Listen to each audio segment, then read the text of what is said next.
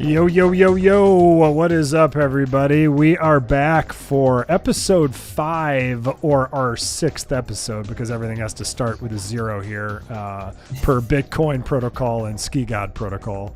No, I'm kidding. He doesn't even understand what that is. Welcome to the show, Bit God and Rolo. Kenny will be joining us momentarily.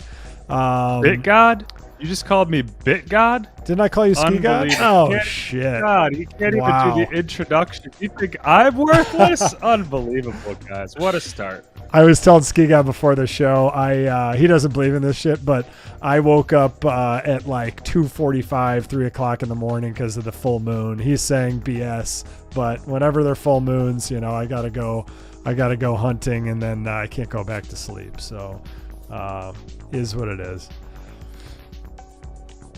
Just one of them brain farts. Big time. So Ski God, welcome. Sorry for getting your name wrong. Let's tell them today though what they're playing for. So we got a really cool prize today. If I could find it, and giveaways, there we go. So Rolo, you tell us, but folks, if you retweet and comment in the live chat, you might have a shot at this stuff. So what are we looking at, Rolo? Yeah, good morning, Shroom fam. Happy Thursday. Can't wait to crack into these shrooms. We've got a nice frozen shroom beanie on the left. We got a custom frozen shroom pad on the right. So you can take your choice of this custom mouse pad or custom beanie. Choose wisely. But you cannot have both. Those are cool. How many different, just out of curiosity, like you've got a lot of merch. How many different items do you have? Yeah, you know, I like to keep the element of mystery alive, so there could be no theoretical cap, but there also might be a limited number in mind. But we've got a fair number of interesting items and goodies, and that was part of the point.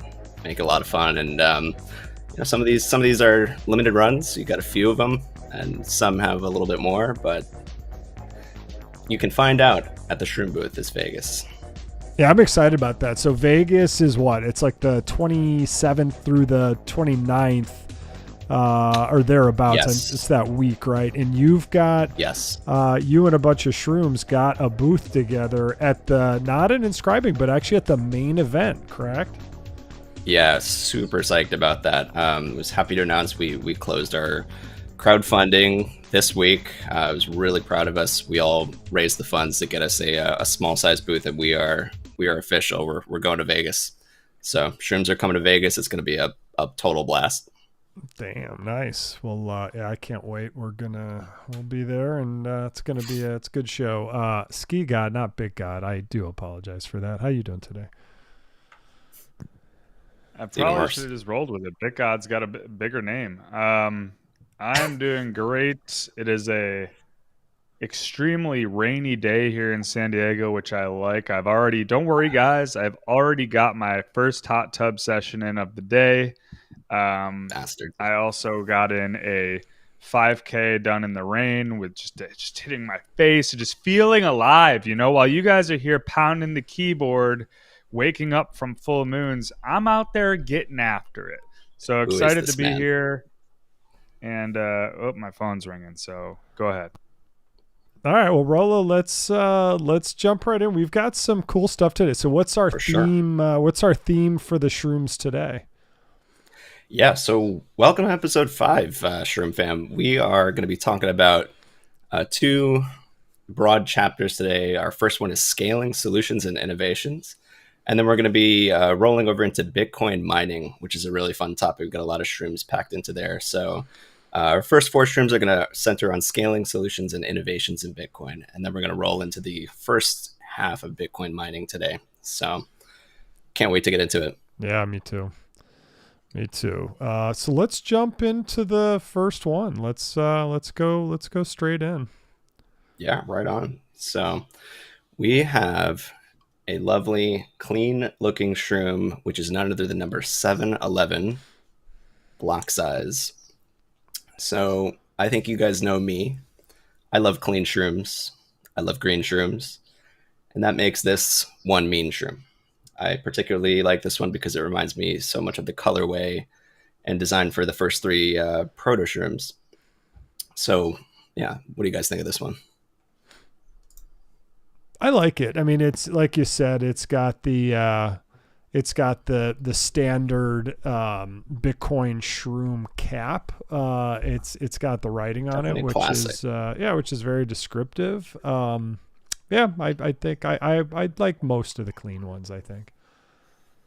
Yeah, hard not to love. Yeah, it's all right. It's a little messy, like a little like the lettering kind of is a little messy, and it's hard because I compare it to like yours, and Hmm. I'm just like, it's just so much nicer with one clean letter. But the fact is, Little like the graffitied out. overall look, yeah. Plus, Yeah. this one's a little bit tough to understand if you're not like really in the weeds. But overall, good shroom, has the Yes. nice big like bold face and black hat. It's like pretty good, solid. Fair enough. Fair enough. So all you guys out there, let us know. Give us a thumbs up or thumbs down if you like some of these shrooms. We like to know what our audience thinks, and by all means, get involved. That's how we enjoy the show the most. So let us know what you think. And now we can do a little lore time for this guy. So there is some cool stuff under the hood for this shroom. As you can see, it's got the 4M and a WU on the front there. Shroomtoshi left descriptions with each of the shrooms, and for this one, it said, "Here's one of the most educational pieces of Bitcoin literature after Satoshi's white paper." Then he left a link, which connects us to a blog research post released by BitMEX Research from circa 2021. So this shroom directly ties back to the landmark shrooms we covered in the last episode, which centered on the SegWit protocol upgrade and inherently the block size wars, and that that centered on a balance of decentralized power and a struggle to to get that dialed. It became apparent that the block size wars were about much deeper things, of course, including who really actually controls Bitcoin. And that's why Shrimtoshi dedicated an entire piece to the introduction of the user-activated soft fork, which we covered last time. And that essentially restored balance of control toward Bitcoin nodes and the end users rather than just the miners. So the link ST provides us, again, takes us back to this research article. And it centers on the first chapter of a hard copy book called The Block Size War, which is written by Jonathan Beer. This book basically did a full deep dive on all the narratives and the major figures involved in the very contentious era of Bitcoin's history. And here's just a quick excerpt. To quote, "It was Saturday, August 15th, 2015, when an event occurred that took many in the Bitcoin space by surprise and shook the community to its core. Two of the most prominent and respected Bitcoin developers at the time, Mike Hearn and Gavin Andreessen, had respectively released and thrown their support behind a new incompatible version of Bitcoin. This new client was called Bitcoin XT. Bitcoin had offered such hope, excitement, and opportunity to many, and it now appeared as if this act was sure to send the system into disarray, peril, and potential catastrophe. As the Guardian newspaper said on the following Monday, the Bitcoin wars have begun." The war over the block size would shatter and split the ecosystem over the next 2 years. As the war progressed, it emerged that the struggle was perhaps more complex than just the maximum size of the blocks. The battle went right to the core of Bitcoin's DNA. The contention was essentially about 4 somewhat interrelated issues. 1 was the level of block space available in each Bitcoin block. 2 was how to modify the rules of the Bitcoin protocol. 3 was the significance of the nodes of ordinary users. And 4 was time preferences, whether Bitcoin was like a tech startup, which should prioritize gaining market share in the short term, or if it was like a long-term project, a new global money, and one that should think decades ahead when making decisions. So one interesting point I just wanted to highlight is that this original Bitcoin XT upgrade that Hearn and Andreessen wanted to get into effect was it was going to increase the block size to about 8 megabytes, but then double it every 2 years until 2036, when the limit would be around 8,000 megabytes. And proponents had basically increased that, the higher capacity was needed to ensure Bitcoin would scale up and become a cheap global payment system. Can you imagine if that had happened? I mean, like, I don't know what would be at now, 16 or 32. Like, Probably, the mempool's been, I don't want to say empty, but it's been one sat for VV quite a bit lately. So that would Yeah. have been, at least in this modern day, like that would have been a disaster. Hmm. There are, without a doubt, trade-offs for increasing the block size. And, I have a little table that I was going to share lower down, because it's good to understand, what you are potentially trading off and why, when that happens. But yeah, in any case, at the time, I don't think they were fully aware how it was all going to pan out with adoption and network saturation. But these guys were, they were thinking ahead to when you've got billions of people transacting at any time. But you could sort of see it both ways. They argued if the limit was reached, it would make the network really difficult to use, too expensive. It would damage. They were most concerned about the growth prospects of the system, because you have to keep in mind at that time, between 2015 and 2017, Bitcoin was nowhere close to mainstream acceptance. Like we were not anywhere near where we are. So they just feared that if the user experience became too poor and it was too slow, people were just gonna move on and just find something else. So the threat of Bitcoin failing to catch on was so much more real back then, and so that's what made these debates so fiery. And it is weird too that, like, Gavin Andreessen, we talked about him a lot last week. He was kind of the heir to Satoshi when Satoshi signed off.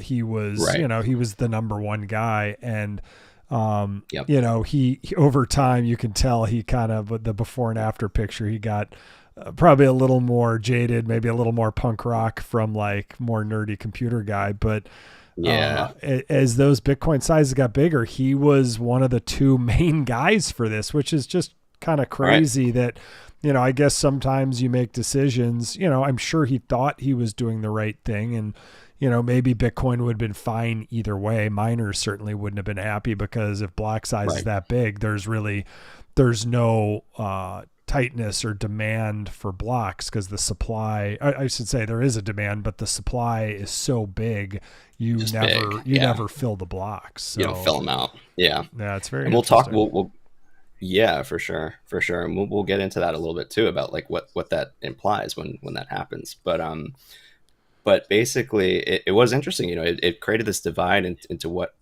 was considered the big blockers and the small blockers, and so you had two camps of people who were staunchly in favor of one or the other. And I read the chapter, I went into the website, and it's really interesting how they talk about this self-fulfilling prophecy, where both camps essentially, because of the way that the Bitcoin forum was moderated by this guy, I forget his name, but he was a very, very well-known Bitcoin OG who moderated both Bitcoin Talk and Bitcoin Reddit, and he basically banned people from talking about the big block update at a certain point, because he was so resolutely certain that was going to create a new coin that people couldn't even talk to each other anymore over these divides. And essentially they entrenched themselves in their own camps, almost like leftists and rightists in politics. And all they did was basically, speak in a room full of confirmation bias. And they never really communicated, which, for better or worse, that's how it kind of played out. Yeah, I'm hearing a little bit of feedback. I don't know if someone has the show like on their phone really low, but there's some sort of feedback loop in here. It's funny because I was just getting into Bitcoin at the time in 2015 when all this went down. I certainly remember the Bitcoin Cash split with Roger Ver and all that stuff. This obviously was the beginning that led up to that. But as a neophyte, obviously I wasn't entrenched anywhere. I had no skin in the game. Sure. I probably didn't know the depth of what was going on at the time, but I remember just, when we made a couple bucks with the Bitcoin Cash, once we realized it probably wasn't going to be the chain, and selling it all off, I was like, sweet, keep these forks coming, the subsequent forks didn't really do well, but I had no idea that I knew it was the 4 meg, and I knew that was the big fight. I had no idea it was going to keep doubling for X amount of years to try and guesstimate what the scale is. I guess from a Right. ordinals producer, like, then you could make like a 16 meg file and maybe the demand wouldn't even be that high. But Yeah. I think I personally like constrained supply. It seems like a better economic model for the miners, and Yeah. with supply and demand, I guess down the line you could always reopen it or do Lightning Network and a lot of Yes. stuff like that, which I know we're going to talk about. Correct, which is great. Yeah, because it fits nicely into the next couple topics. But I agree. It's a great point because the book chapter basically expressed just that. It said the first move of the war was made with Hearn and Andreessen, and although this update was overly ambitious and basically targeted too high, that was ultimately what kind of kicked off the conversation, and was just, even though it didn't go into effect, that was what got people talking about the need to scale, Right. and they eventually reached a compromise so that most of the developers who I think vocalized their opinions about this agreed that at some point block size would need to go up in some way or data efficiency needed to improve, but they all agreed it probably wasn't going to be that way. But there needed to be some sort of compromise or maybe a little conservative improvement. And that's ultimately where people settled out. I would point out that our previous streams have already kind of told us the story about what Bitcoin ultimately chose, which is we settled on an indirect block size increase by increasing the efficiency of how data was stored. And we also pursued layer 2 scaling endeavors like Lightning, like you mentioned, Blue. Mm-hmm.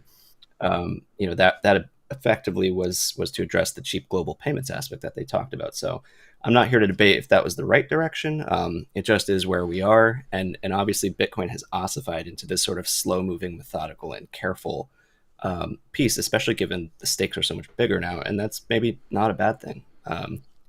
But that is the story, and I agree with you. Back then in 2016, I had no idea that all of this was going on, and things were really like that. So I think one thing I really do appreciate about going through the shrooms like this and digging through all these stories, Shrimtoshi tells us, all of what happened, and lays out this history here that you can kind of piece back together. And so going through that was a lot of fun, really actually learning that all of this had kind of taken place right beneath my nose, and it was all happening. But I never was aware of any of it. So it was really cool to learn about this, and the chapter is pretty good. So definitely recommend checking it out to all you folks out there.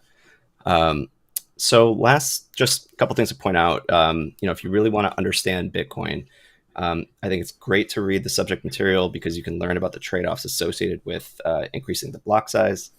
I, again, included this high-level breakdown chart of some of the big ones here, and that's precisely where Ski God should probably look away and fade into the back of the room. But you can go over the pros and cons there. But lastly, let's just look back to our shroom design, tie it all back to the artwork. The shroom says 4 megabytes on it, right? And that's probably referring to the theoretical block size that the SegWit update ultimately achieved. Right. And then the WU probably refers to weighted units, since the SegWit update introduced a new weighting system for data management that accomplished what are called virtual bytes. And that was the 4 megabyte virtual byte size. So whenever you see sats per VB on the mempool, the virtual bytes are what are kind of the effective bytes that this new system established. So nice little tie in there. Yeah, a little reference to yeah. Absolutely. Yeah, so it's a cool shroom. A lot of history packed in there. One thing that I find interesting about that whole situation that happened is, like, to me, from a macro, like, zoomed out perspective, that really impacted the overall narrative of what Bitcoin is or is meant to be. Because, like, by keeping it this way, I think it retains this idea of pristine capital that can be built on top of, like, stores on top of Manhattan streets, but, like, the Manhattan streets are still extremely valuable. But, like, if you were to just always be increasing the size, it's almost like you're not allowing for that. You're basically going more towards the narrative of, like, everyday currency, right?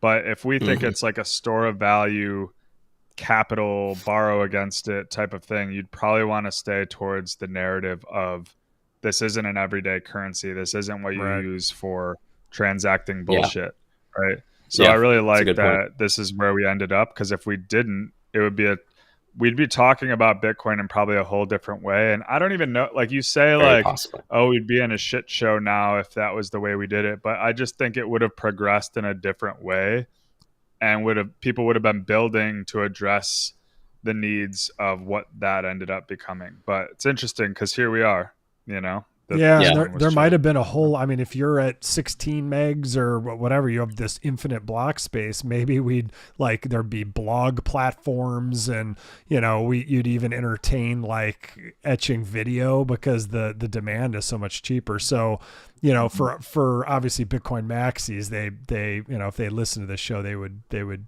probably come after me with pitchforks. But for us, like there could be positive trade-offs, but that's a good point. I mean, Yeah. underlying Bitcoin is a layer zero. It's a layer zero currency that is digital gold, and we like that narrative.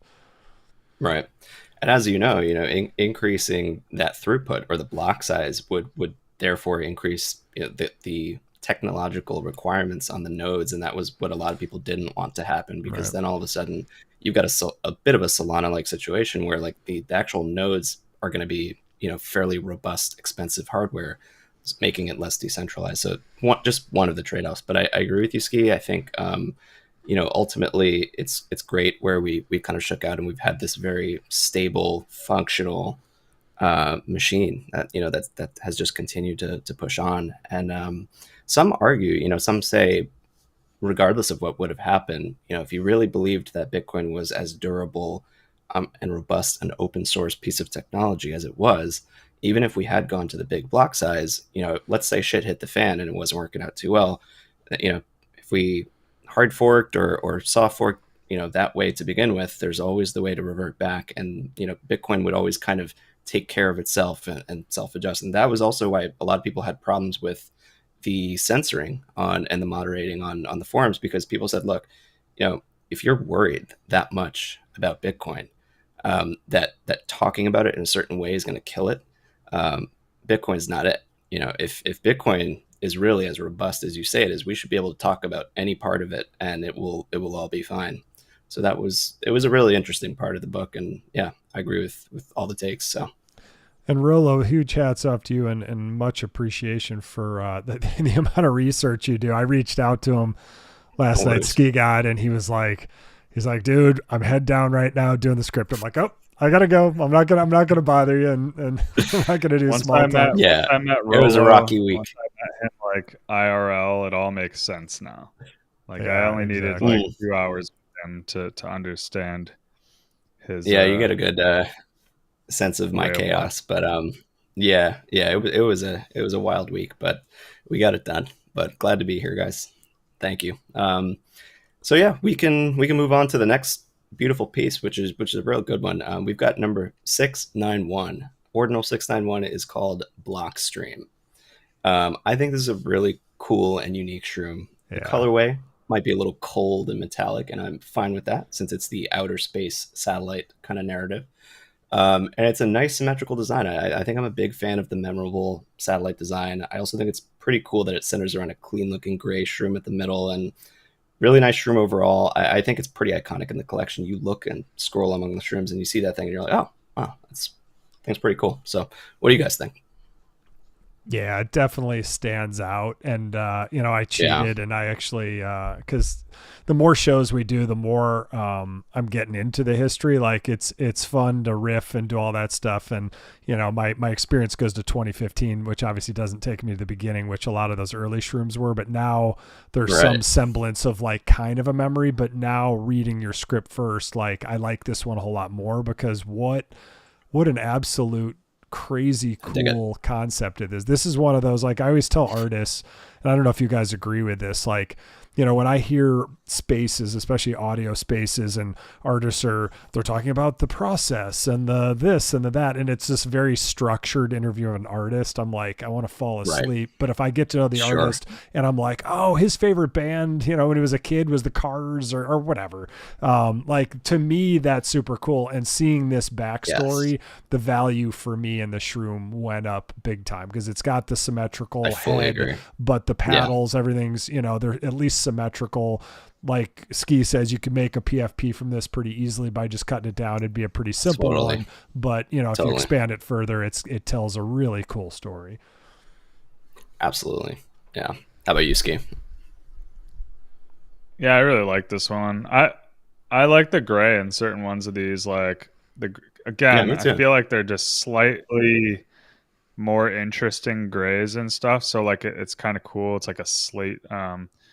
Like I don't really understand this stuff, so I'm interested to hear what you have to say. But from like reading through it, it's like you can front end buy this thing and like then you can run it without like paying any money for it or something. But I don't really get it. So I'm gonna let you kind of explain what the fuck's going on here, because there's a lot of big words, and I stopped learning after like 5 letters. So.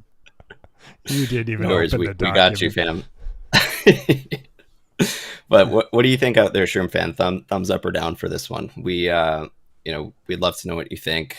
And get involved. We're gonna do our merch drawing at the end. So if we can get some of you commenting out there, we'll have some folks to pick. But hold on, time for this guys, real quick. Just share the fucking space, okay? Share the space, make a couple of comments, reach over to your dumb phone, type in a couple of comments, don't be a loser. Get us into the ether. The people who are winning the beanie and the cool mouse, that's a dope mouse pad, like it's going to be like 6 people that we're drawing from. So don't be a lazy loser and just type something in that's like a thumbs up and share the space. Like, Jesus Christ, you know what I'm saying? Okay, sorry, go ahead, Rolo, but like, you got to yell at these people at some point. I was never a yeller, never a good yeller. So thank you for doing what I couldn't. But so okay, lore time for this little guy. The story is cool. The technology is even cooler. But Shrutoshi's description for this little guy said, a street gang. So remember, this is called Blockstream. The description was a street gang of principled, hardcore Bitcoin wizards that's originated more conspiracy theories than the Bilderberg Group. They put a Bitcoin full node into space, among other things, and then left a little link connecting to blockstream.com/satellite and a little hashtag shout out to Blockstream's X account.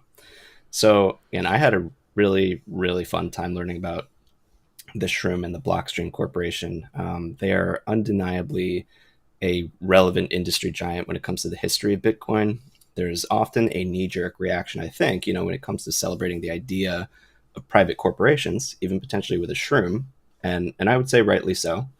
But I also think it would be naive to fully reject their benefits to the space at times. So private corporations, they'll always exist in the space whether we like it or not, and how we choose to deal with them, I think, is an entirely different matter.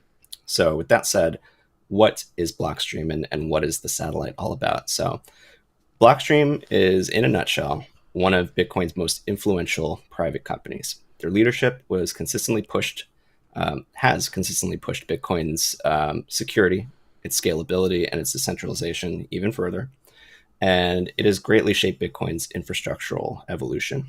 So the company itself, it was founded in 2014 by a group of 6 individuals, 3 of whom are quite well known and would include Adam Bach, who's the current CEO and a cryptographer known for inventing Hashcash, which was a precursor to Bitcoin's proof-of-work system. Greg Maxwell, who is a Bitcoin core developer known for contributions like confidential transactions and Schnorr signatures. And then Peter, I'm going to go with Peter Weil, I think would be how you pronounce it, a Bitcoin core developer known as a co-creator of the SegWit and Taproot protocol upgrades. So really some heavy hitters. It's for this reason very likely that ST has referred to Blockstream as a street gang of principled, hardcore Bitcoin wizards. I don't think you can stretch the imagination why when you can see that cast of all stars. So what do they do? What is Blockstream, the company? In all, it's an infrastructure powerhouse. They focus on scalability, security, and decentralization, as mentioned. So they have several main divisions or branches, and one of them is Bitcoin sidechains. They've established something called the Liquid Network, which is a private sidechain that enables faster and confidential transactions, pay for a service, enterprise grade type of item. They have Bitcoin Satellite, which we'll go into, but it is a global satellite network, and that provides free world Bitcoin blockchain access, enhancing network resilience and redundancy. Really cool stuff. And then Lightning Network. So actually, they support Lightning Network development. They operate something called Greenlight, which is an enterprise service. It's called Lightning as a service, and they make that available to corporations and enthusiasts. They also have their enterprise Bitcoin mining division. They operate sustainable mining farms and offer co-location services to institutions. And then lastly, there's the R&D branch. They do cryptographic innovation. So as mentioned, they hire some of Bitcoin Core's most prolific developers, and as such, they funded research, onto or into various cryptographic technologies, new things like zero knowledge proofs, and these guys have been working on improving Bitcoin scripting, reducing bugs, and contributing code directly to Bitcoin Core and the Liquid Network. So they have had indisputably a very large role in how Bitcoin is rolled out, and we'll get to some of the other things associated with that. But let's get right back to the Shroom design. They put a Bitcoin full node into space, among other things, said Shroom Toshi. Maybe the coolest thing that Blockstream did was put a global network of satellites into space that run full Bitcoin nodes, which I think is kind of mind-boggling. If you look on the link that ST shared, you'll learn more about it there. There's a whole webpage. But here are some of the high-yield highlights. The Blockstream satellite network broadcasts the Bitcoin blockchain around the world 24/7 for free, protecting against network interruptions and providing areas without reliable internet connections with the opportunity to use Bitcoin. They say on their page how it works. Blockstream satellite ground stations, known as teleports, participate in the Bitcoin network and transmit blocks to geosynchronous satellites. The geosynchronous satellites, orbiting at an altitude of 35,000 kilometers, receive the signal from the Blockstream satellite teleports and broadcast it across a wide portion of the Earth. Anyone in the coverage area with a small satellite antenna and an inexpensive USB receiver can receive these blocks and ensure that their node is always in sync. Additionally, each satellite teleport also receives blocks around the world to ensure that the teleports themselves do not become partitioned. And then the entire Blockstream satellite network forms a ring around the planet to ensure that the Bitcoin network has full redundancy. Incredibly cool. I'm not sure if you guys have any thoughts on that, but it's quite a thing. Quite a thing. Oh, absolutely. I mean, the fact that these guys, obviously they were early enough, and the beauty of this is that, they probably were either providing Bitcoin for the spigot or certainly had access to the spigot. I mean, these guys were in early. They probably have thousands and thousands of Bitcoin. And the cool thing is again, it's that self-sovereign individual. They are incentivized to, certainly make a profit, but also to just protect and calcify and strengthen the Bitcoin network. And one of the ways to do that, putting it up into orbit in a satellite, is just, that's about as badass as you could get. Be like, all you ants on Earth effing with each other and just always fighting and at war. Well, just in case, like, if you don't have a good connection somewhere, like, we got you covered from the sky. Yeah. Talk about putting up and, rubber meets the road like this, doing something actually impactful like that. And it really does work. I went, the other thing I was going to say was I went ahead and asked some of the questions just to make sure we were, really asking the questions. Because sometimes, even the most well-intentioned ideas, they fall flat, even if it's a quote unquote cool idea. And that is effectively to say, one, the network as of today is fully operational. It's fully accessible. You can buy the satellite hardware kit from the website directly. I tested it out by putting it in the shopping cart. It is about $900. It's quote unquote universally accessible or cheap if you're in a third world area. But Right. I mean, hey, But it's still but possible. then Yeah, I mean it's $900 it's still but possible. it's still possible. Right. And it's got, I mean, Correct. Starlink isn't free. So I mean it's gotta cost Correct. something. And it's once you buy it, it is Exactly. free, correct? That is the other thing. So what I was going to say was, obviously, people could group together, get a device together, split the cost. Once you have that device, the service is free.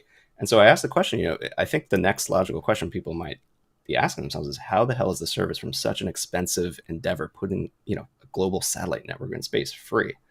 Well, the answer is incentive alignment, basically. Blockstream funds the entire operation via their numerous other enterprise revenue streams that we talked about. Things like mining, Lightning Network, Liquid Network, satellite premium service, which they have a premium tiered service. But while there's a core free service, they fund it with all these other things, and the reason being, these guys they are in the business of Bitcoin infrastructure, and so it is to their benefit to inherently strengthen the ecosystem and make sure that it's as robust as it is. So they have direct incentive alignment for it, and I do think it's very cool that they offer this as a free service. So one last discussion point, which I find kind of funny, tying back to ST's quotations, which is, he mentions how Blockstream has originated more conspiracy theories than the Bilderberg Group. It's a fun joke worth addressing. I had no idea what the Bilderberg Group was. I've heard of some of the other closed door meetings, but basically Bilderberg Group, it's an invite only annual conference that brings together the world's elite figures from politics, finance, industry, academia, media, you name it. Basically to discuss global affairs in private, off the record meetings. And since there's no official transcript, that has fueled tremendous conspiracy theories. And many believe that these meetings are basically like where the world elites come together and coordinate economic and political agendas behind closed doors and establish, whatever the world order du jour is. So typical guests, you could imagine, Bezos, the Clintons, Christine Lagarde, Macron, et cetera, et cetera, et cetera. You get the gist. But Blockstream, being one of the industry's largest and most influential private companies, came under the same scrutiny for several reasons, and it's not too surprising. Some claim that during the block size wars, Blockstream intentionally limited Bitcoin's on-chain scalability to drive demand for layer 2 solutions like Lightning, which it has a heavy interest in developing. And another, is corporate influence over Bitcoin development. They argue there's an inherent conflict of interest with having the private corporation employ several of Bitcoin Core's most prolific developers. The term Blockstream Core was coined by critics to imply that undue influence. So that's not without some scrutiny. And then the list goes on. But on one hand, they're valid concerns. Blockstream, it's a for-profit company, vested interest in layer 2 solutions, and they have VC and banking ties. But on the other hand, there's no evidence, really suggesting they intentionally sandbagged Bitcoin for the financial elites. But,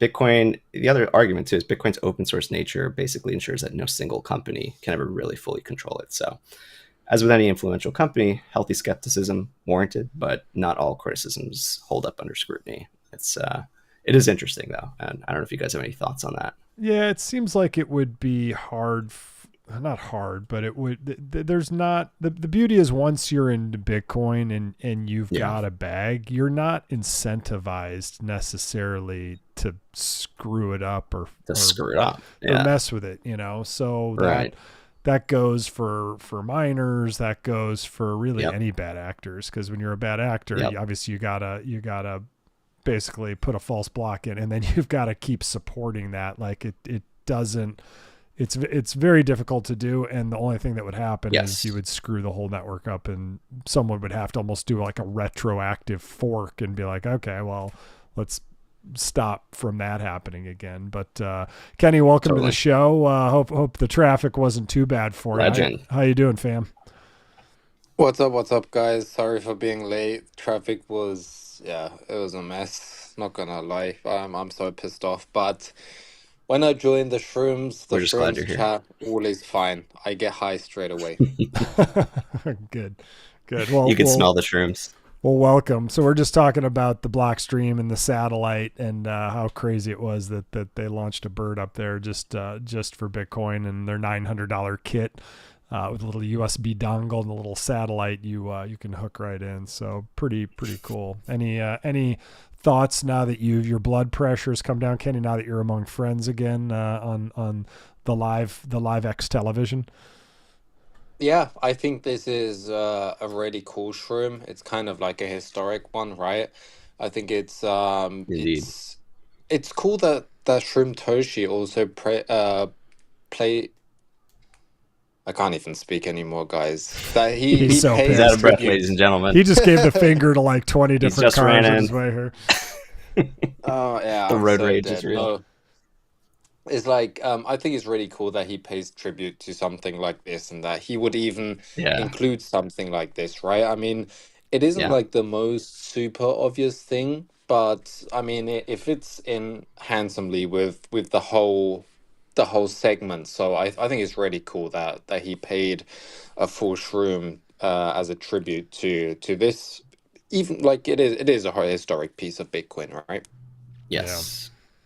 Inherently so. That, like we were kind of saying at the beginning, their influence is essentially undeniable, for better or worse. And one other interesting thing was, in that book chapter, they talked about how Blockstream was kind of put into the camp of small blockers because ultimately many criticized them for kind of like sandbagging Bitcoin, and that they argued that the current day version of Bitcoin that we have is the Blockstream Bitcoin. But I did think it was interesting. Not everybody was a big blocker. Some people were in the small block camp, and that included even corporations. So these guys were one of them. And I do agree with your points, Blue.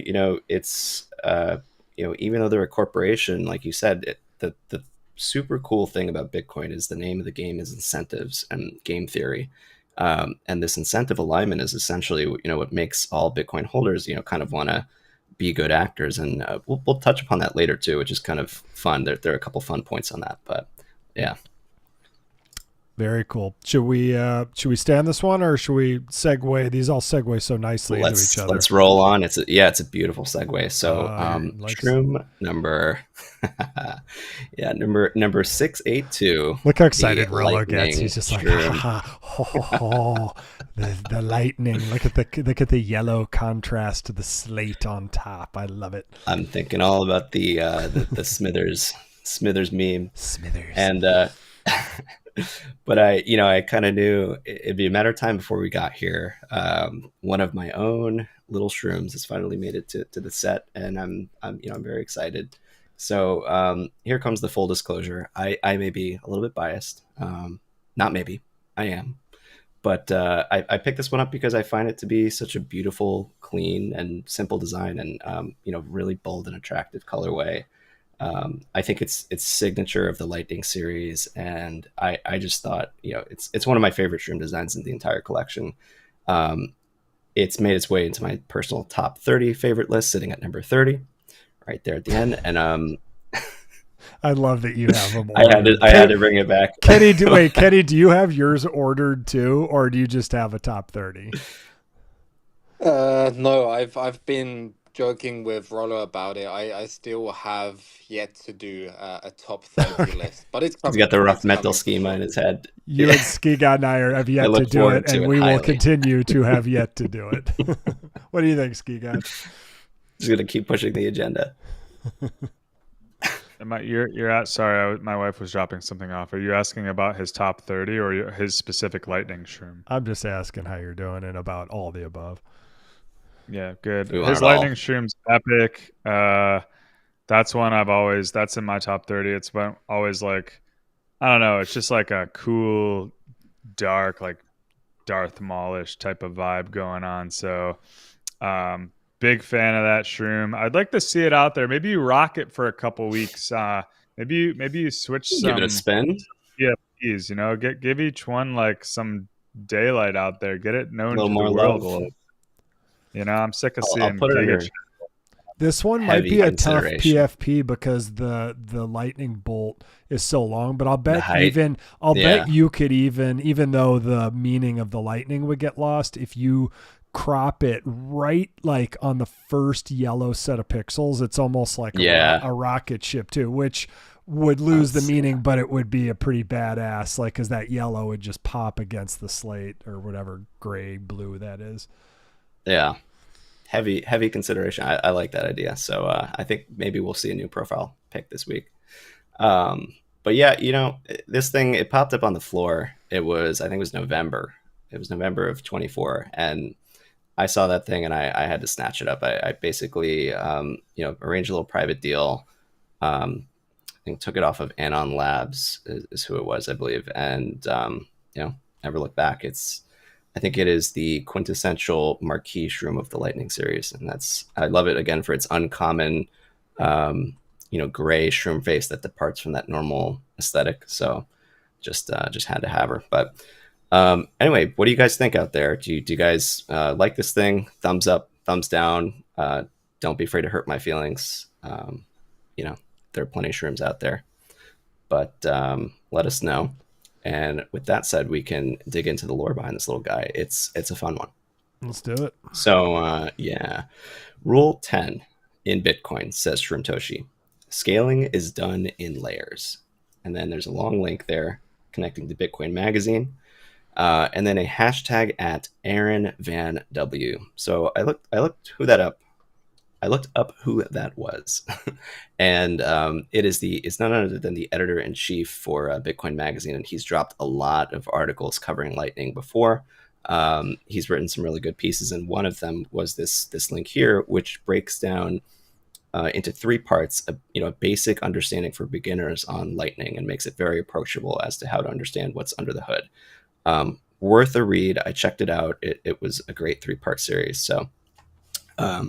First thing I want to say, I find it very interesting that one of Shroomtoshi's Bitcoin rules is literally a mandate for scaling done in layers. So, I say this because looking back to the Bitcoin wars, circa 2015, 2017, there were quintessential contentious debates about whether Bitcoin scaling should occur on-chain, in other words, directly on the native layer 1, or off-chain via layer 2 solutions anchored to the base layer. And, perhaps a holistic approach to this debate is that maybe both should be taking place, but some were kind of opposed to one way or the other. And I understand that people will probably argue that the issue is where people should be prioritizing R&D resources one way or the other, but honestly, why the hell not both? For example, say all you want about Ethereum, but I do think it's commendable that they've undertaken efforts to scale both on-chain and off-chain, and they have made good on some of that. So we should talk about Lightning Network. What exactly is it? In short, Bitcoin's Lightning Network is one of the most well-known layer 2 scaling solutions. It implements private off-chain payment rails. And the intended goal is to provide a virtually unlimited number of off-chain transactions to users at basically virtually no cost, while leveraging the security of Bitcoin's underlying layer 1. So its origins actually trace all the way back to Bitcoin's inception, with early discussions on payment channels actually made by Satoshi Nakamoto himself. So the concept was actually formalized in a 2015 white paper written by Joseph Poon and Thaddeus Dryja.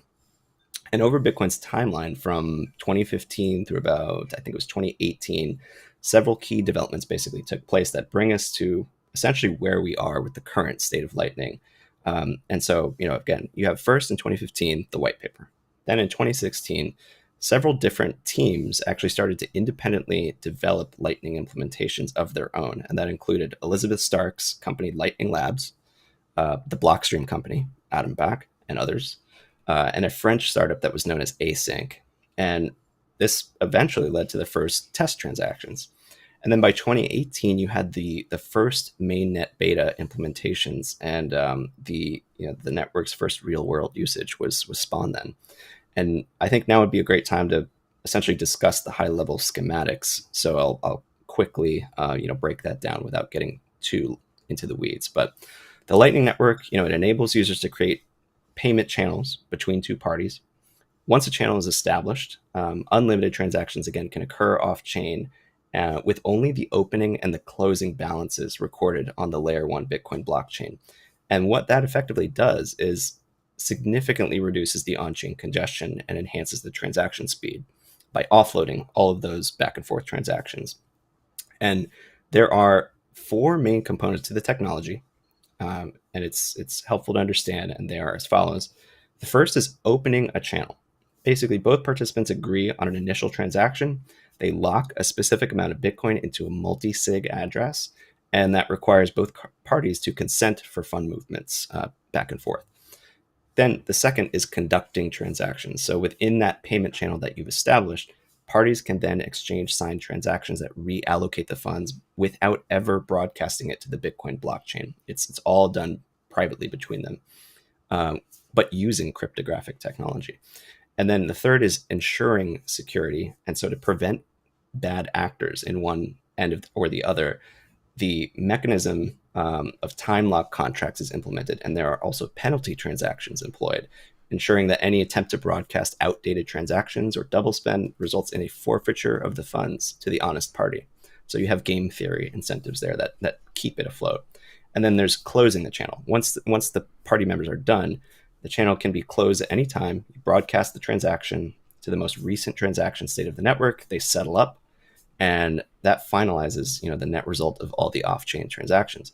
And, it, again, enables rapid and very low fee transactions, all while maintaining that security and trustlessness. So, we'll go I think into a cool use of the Lightning Network was, and people are trying to get their hands on this, but when was that? It was when Trump was running for office. He was in New York at the famous bar PubKey, which is obviously a nice play on Bitcoin words. And he bought, it's the infamous Trump hamburger, right? And I believe he bought like the whole bar hamburger. I think the bill was like $1,000 or something, but his handlers did use the Lightning wallet to make the purchases to the bar.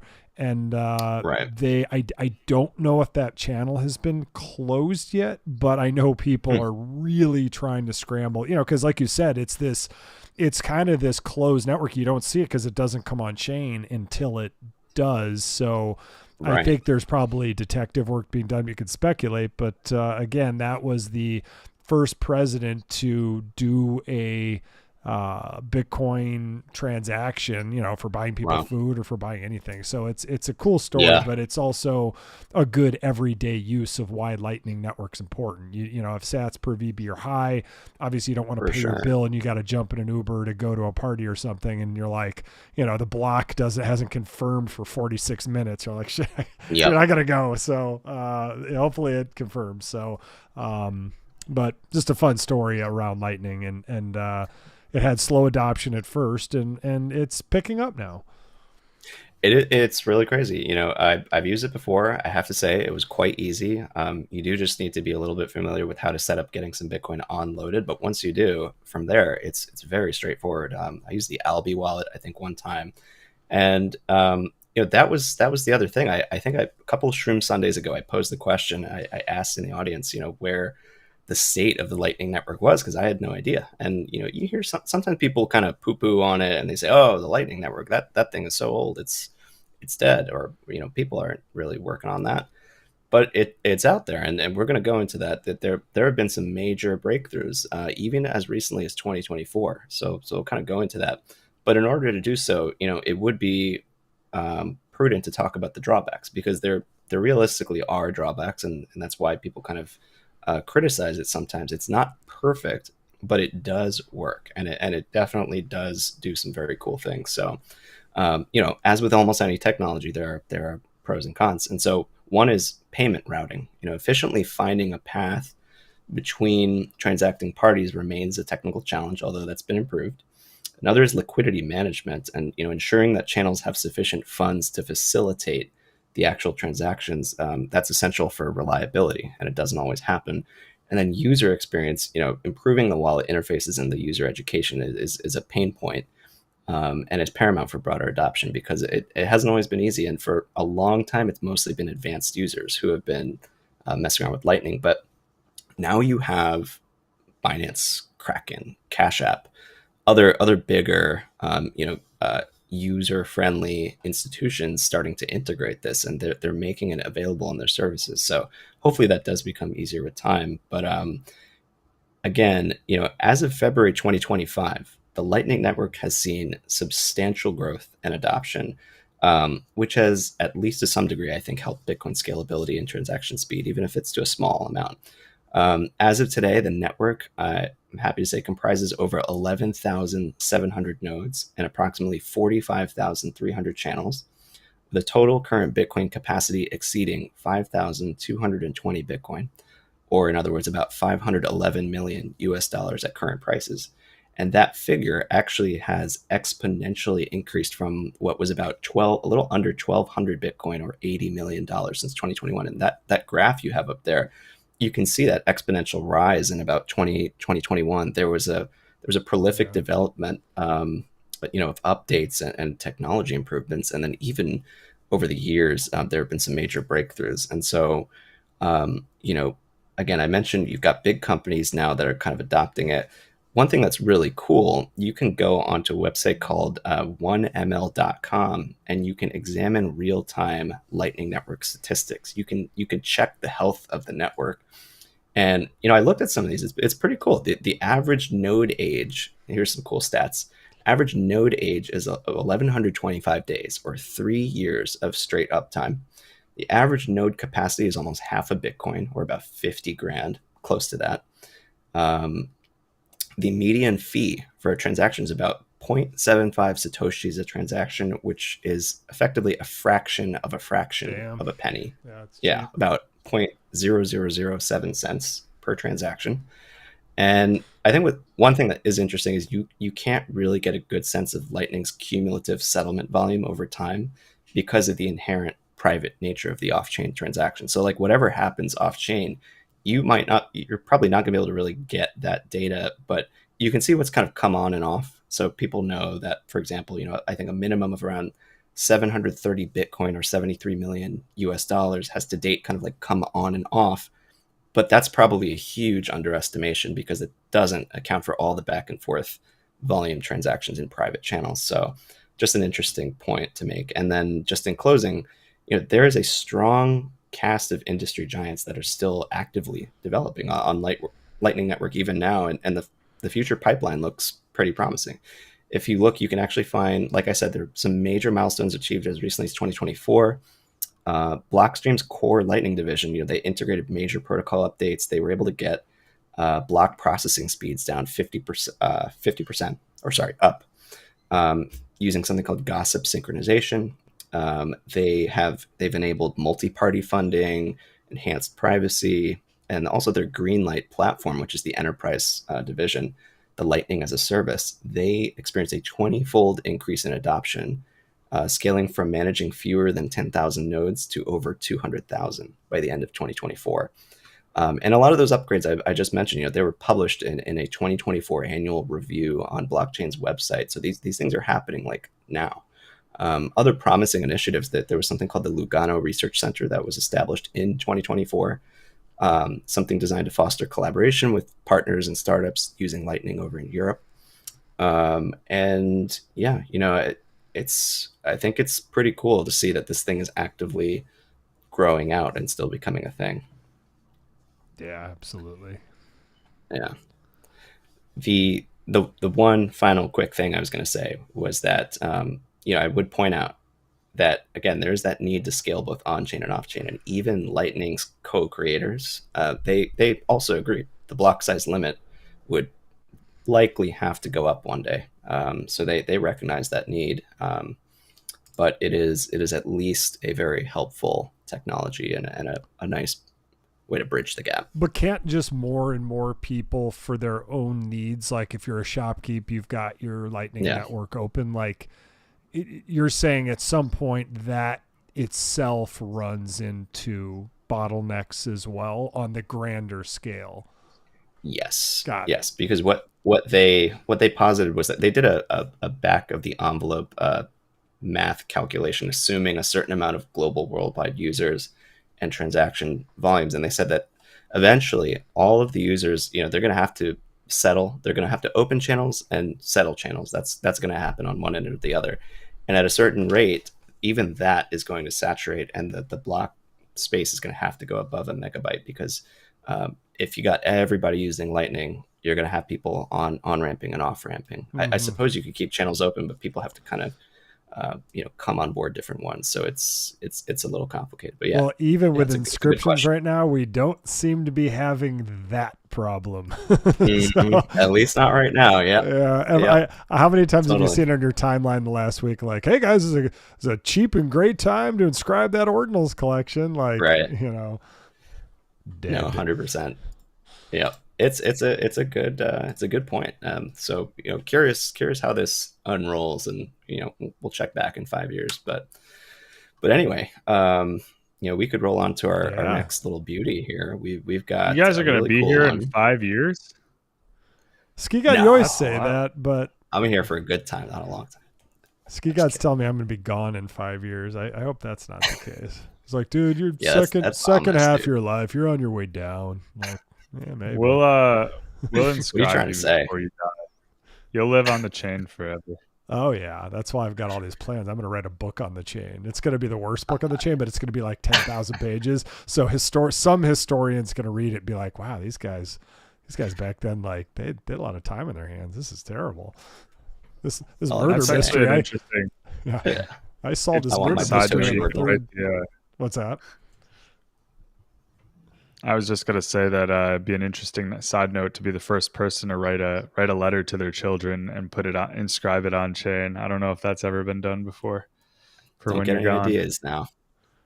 Yeah, there's actually I was talking to Snoop about this. There's a cool feature you can do. It's basically the runes feature, where you claim it first. I'm getting the vernacular wrong. Maybe Kenny knows it, but you basically claim the name of the rune you want, but it stays hidden so people can't kind of snipe it. But then runes are, I believe, 6 blocks later, but you can also do it where you reveal the transaction.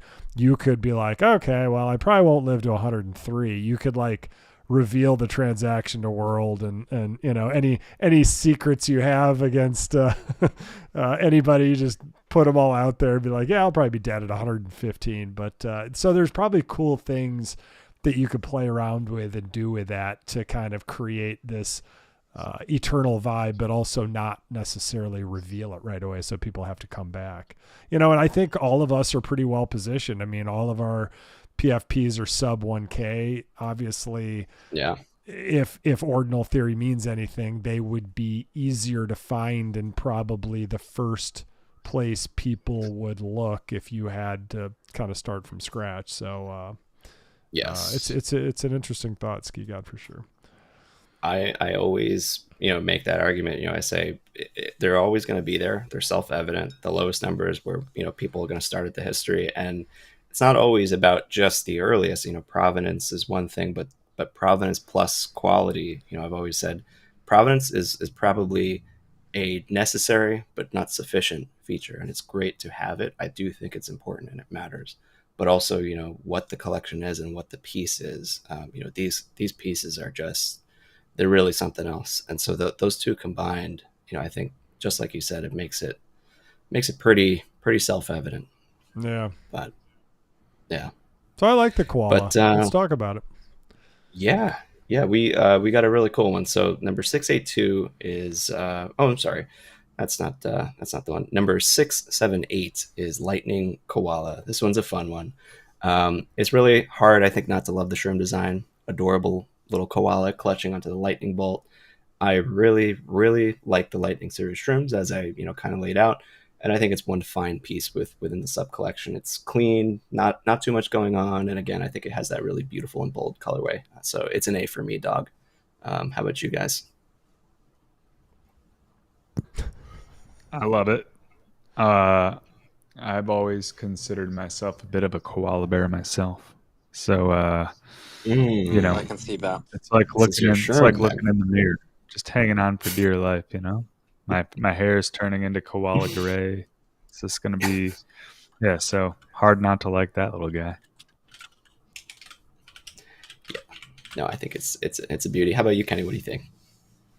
Yeah, this is one of my favorite shrooms out of multiple reasons, actually, because I like it aesthetically. I think it's a really cute looking shroom. I think Shroom Toshi nailed it with this one. I love the lightning, of course, as a Raspberry Blitz holder.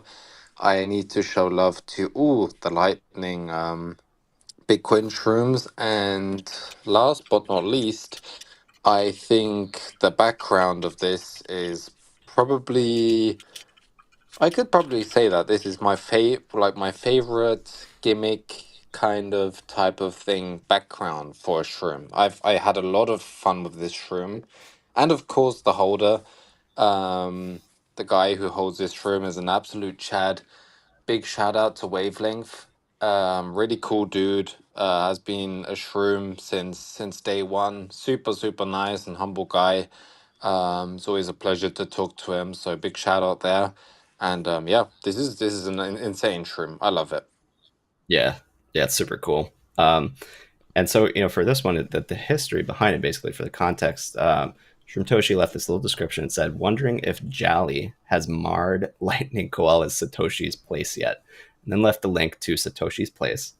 And so, for context, Satoshi's place, it's an online collaborative art board, and it basically allowed users to paint on a digital canvas by paying 1 Satoshi per pixel via the Lightning Network. And so, it kind of catalyzed experimentation with Lightning, and it was inspired by Reddit's Art Place and Million Dollar Homepage, and basically, it was a fun place to just draw some wacky art. And Lightning Koala was the pseudonymous creator of Satoshi's Place, and they are known for developing innovative applications that showcase Lightning's abilities. Jolly, or I guess colloquially referred to as Jolly Good Penis, or vice versa, was known within Satoshi's Place community for their distinctive and provocative pixel art. I'll just leave it at that, as you could probably gather with the name.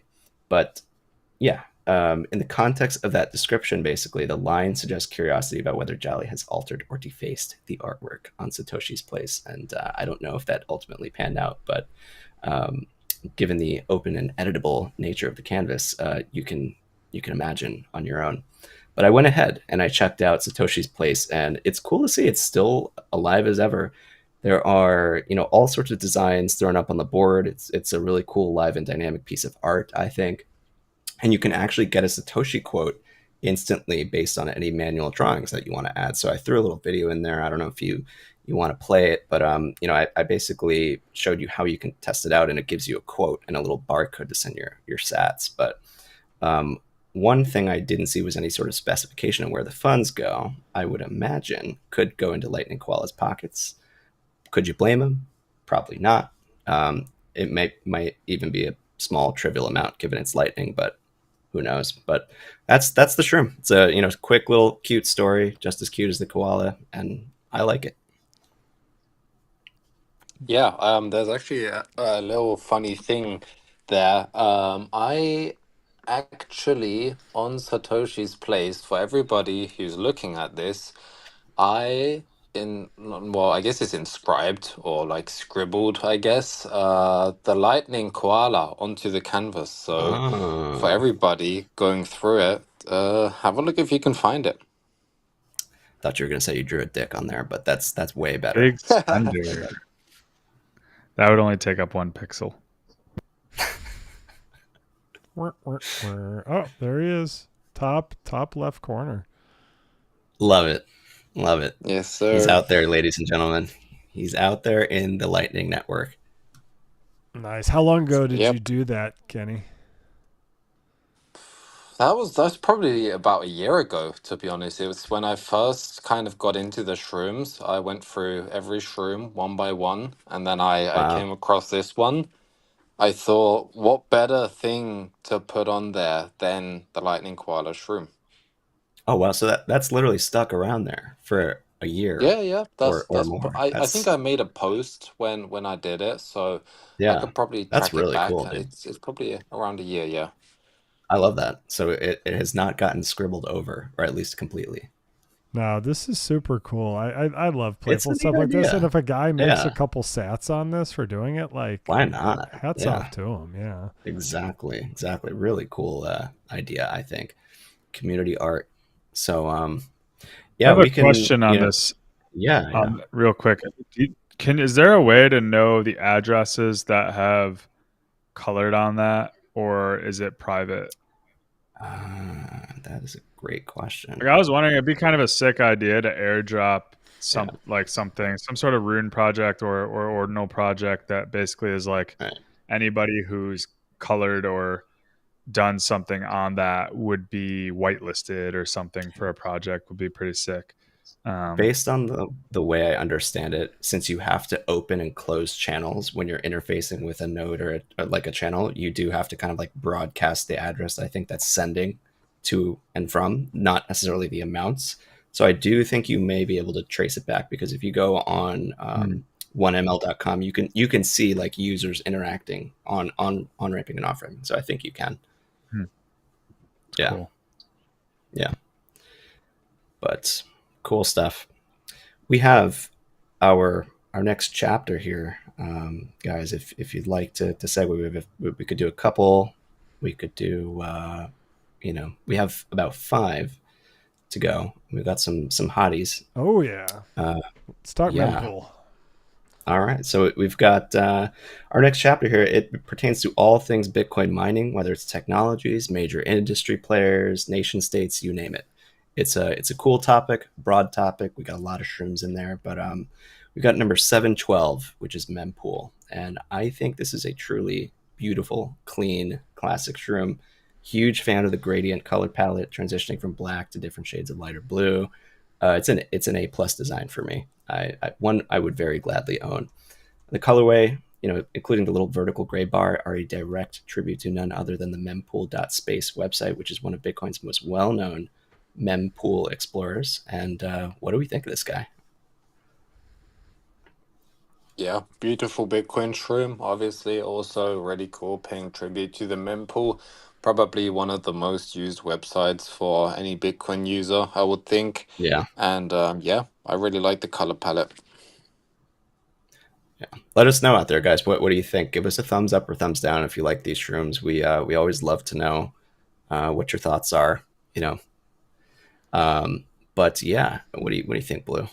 How about you, Yeah, Ski? I think like I'll probably never do a top 30, but I could probably mentally do it. This one is so clean, and I think the I don't know why, but like that white bar, that kind of like sheeny shadow, if you will, is just like this one just works. And obviously Just makes it anybody, pop. yeah, and Yeah, anybody who's stared at the mempool or whenever you do a transaction, obviously it's customary to copy and paste the transaction. So we're yeah, always in and out of this at mempool space, and you can see the little logo teeny in the top here, but the color palette on this one is just spot on. I didn't when I was searching and picking. I don't know if this one was available, but this one like this could be one of my top 5 favorites. I think like it's just I dig it. so simple and clean, and the colors just work. Beauty and the simplicity. I love what Mango said there. It gives a spit shine vibe. I Yeah. think I could agree with that. It's got the McGuire's car wax shine. But, Ski God, how about you, dog? Thumbs up or down? Thumbs up. I think it's cool when you have 2D art that like looks 3D. I don't know, like it's like simple, but then yeah, like the details of the shading and everything all of a sudden brings it off the page or off the chain or whatever you want to call that. And off the chain, that's not a bad name. Somebody else probably took that. So, It's a anyway, podcast. Yeah, great podcast. yeah, great shroom, great shroom. Yeah. So lore time. We can dive in for this little guy. Shroomtoshi's description was kind of like the backlog of your high school homework, except it takes the equivalent of Argentina's energy consumption to reduce it. Hashtag to @mempool for giving a face to the mempool that I could steal. So I quite enjoy Shroom Toshi's joke here about stealing the mempool face. It brings back a fun memory I had.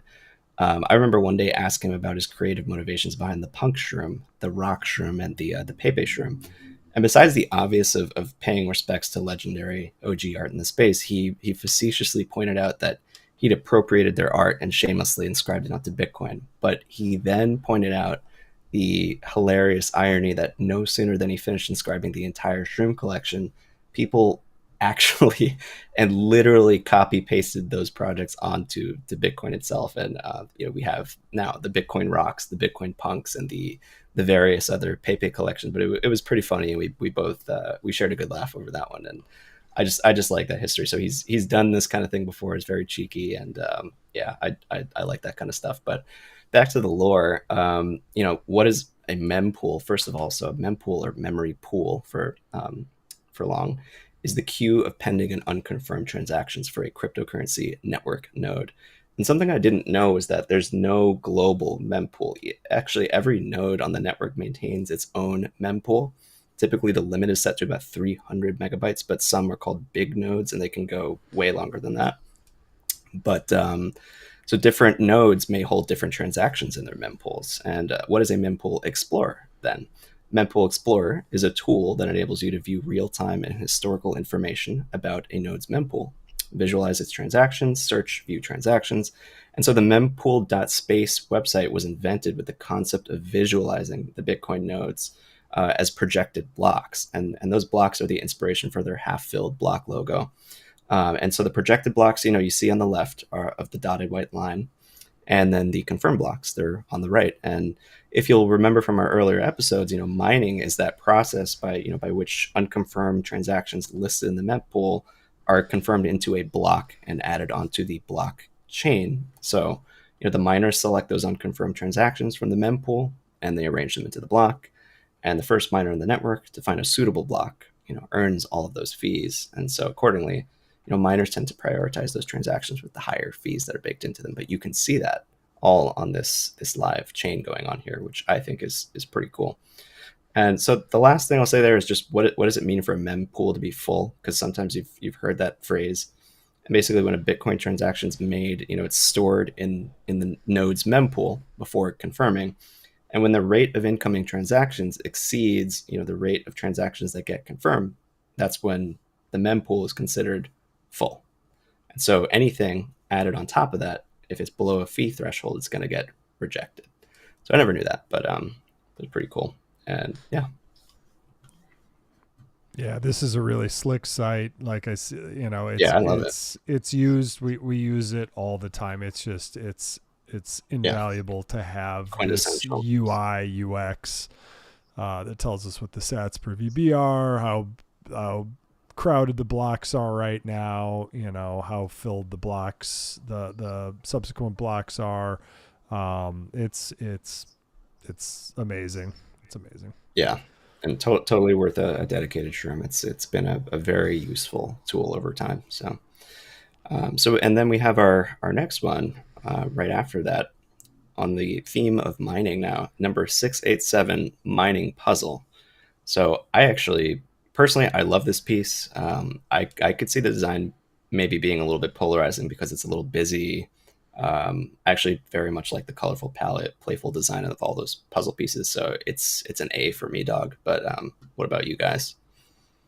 Hold on, I'm checking if it's a top 30 for you. So you can still say love and say top 30. So it's not in your top 1/7 of the collection. Got him. I hate to sound snooty here, but it hasn't made the top 30. But I do love it.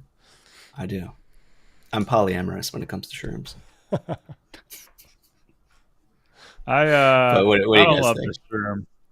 This isn't. I love that. Too much. Yeah, I'm out. That's gonna be a no from me, dog. Yo, dog. You only like the shrooms with like the. You only like the shrooms with like the standard hats. You don't like any of the cooler, more like the vanilla kind of. shroom. Yeah, you're not a That's real not true. shroomy, man. You're not a real streamer Go god. look through my top 30. It's not true. Not true. I think the AI 16Z shroom is one of my favorites. That's not normal. He's thrown down the hard evidence. Mm. We have been disproven, unfortunately, on That's live. just No, because you he's got guys a only money bag in his remember hand, though. you guys are only remembering, the last couple comments, and you don't think deeper. You know what I mean? So I'm just want to make sure you guys stay up to date. Don't go judging a book by its cover. We only remember the memorable remarks made by you, not the nuances, the fine nitty gritty. I was ski. I don't mind this one, but it's probably not one that I would go out and buy. It's a cool concept, especially as it pertains to the mempool. I know we'll get into it and the puzzle that ensues, but yeah, I like it, but it's not one that I would probably go out of my way to get. I again like that. Aesthetically. Yeah. I love It that is there's that cool divide. knowing Yeah. Cool. it is What? cool knowing it actually fits together. That's pretty sweet. Right. Like if Yeah. you spell it out, it actually fits. But Right. I think it Yeah, says in and I then think out. yeah, I think Shrimp Toshi was definitely like kind of a nerd when it came down to details. I think that can kind Yes. of be seen throughout the collection. He really pays attention to the details, which obviously makes it so much Something I better love. that like Yeah. he was so early already, but he still took the time to get down all the details. I really like this. I think it will probably be in my top 30. Oh, Um yeah, Wow. I Okay, think so. we got a split cast here, 50-50. I'm a that's fan a of that. market, baby. That's a market Yeah. right there. Yeah. To okay, let's get a little tiebreak. So to our audience anywhere, if you're out there, thumbs up or thumbs down on this piece. We'd love to know what you think, especially for these polarizing ones. Let us know. Let yeah. Do us you know. like it? Do you like it, But Mango? Let us know. yeah. But anyway, so there's some history with this piece here, and Shuntoshi graciously left us the description: half puzzle, half metronome. It adjusts its difficulty to ensure a constant average block production of one block every 10 minutes. At Nas, the hip hop artist, can only wish he had its impeccable rhythm. And then left a wiki Bitcoin link to difficulty adjustment. So it's definitely a reference to one of the core technologies of the Bitcoin proof of work mechanism, secures blockchain, and which is Bitcoin's automated difficulty adjustment program. And so half puzzle, half metronome, I think highlights how Bitcoin's mining process is both a puzzle solving mechanism where the miners solve proof of work mathematic puzzles to compete to win the block placement, and as well a self-regulating timing system where the difficulty to mine one block adjusts dynamically to maintain a steady average block production basically every 10 minutes, or an average block production every 10 minutes. And that's achieved regardless of how many miners are on the network, what their hardware power is. It is designed to account for any of the week-to-week fluctuations or unforeseeable events, and it's amazing that it works. I honestly think when you see all of the technology running under the hood for Bitcoin, not just that piece, but everything else, you put it all together. I think it's honestly unbelievable that you have this fully automated algorithmic machine that just operates like one of the finest timepieces that money could ever buy, with a virtual uptime of essentially 100%. Keeps on ticking and never has stopped. And I think the other cool part is that joke and reference to Nas. Nas's first album was Illmatic. It's called Illmatic, and it was released in April of 1994. Widely regarded as one of, I think, hip hop's greatest albums of all time. Known for lyrical depth, storytelling, gritty portrayal of life in Queens, and I think Shrimtoshi's playful jab at that was basically saying, when it comes to humans making rhythm, even the best to ever do it can't be as flawless as Bitcoin. And I think that's pretty cool. Here. Yeah. So just a couple other interesting factoids. The network adjusts its difficulty every 2016 blocks, and for all you folks out there, that amounts to about every 2 weeks. It is it's a core concept, and why was 2016 blocks arbitrarily chosen? And Satoshi actually reasoned that this struck the best balance between responsiveness and stability. I thought that was interesting because I had no idea how someone would just throw a dart at the board and arrive at that number, And when you think about it, it actually makes sense. A 10-minute block target ensures that network security, but also allows time for transactions between nodes to propagate, so that the transactions actually have to propagate afterwards once they're proposed and approved. But adjusting difficulty every 2 weeks basically ensures that mining remains economically viable without wild swings in difficulty. And that would happen if you were sampling at a block, every block instead, that the difficulty would just be going crazy up and down, and that would be very economically unfeasible for miners. So that adjustment has kept Bitcoin blocks averaging 10 minutes for over 15 years, despite all the wild fluctuations in hash power. Even when China did their 2021 mining ban and a ton of miners came offline, Bitcoin just kept rolling smoothly. And I think it's incredible. They were offline for like 3 weeks, and then they got plugged into America. Yeah, dude. Most of them came over here. Pretty wild.